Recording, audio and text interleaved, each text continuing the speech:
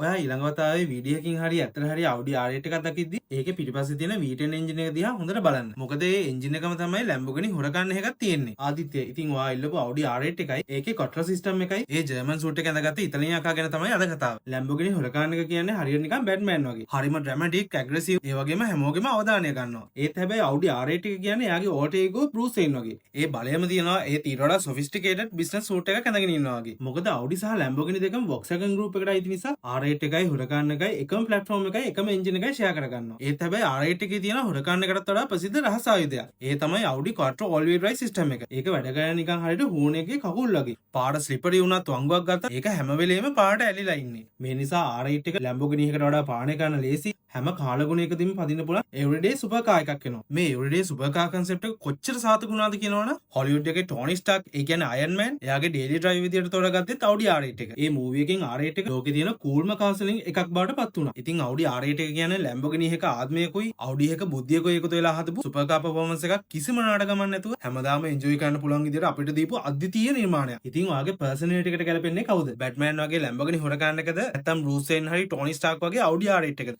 Comment එකකින් කියන්න. වාහන ලෝකේ මේ වගේ ට්වින්ස් ලාගෙන තව දැනන්න අපි page follow කරන්න.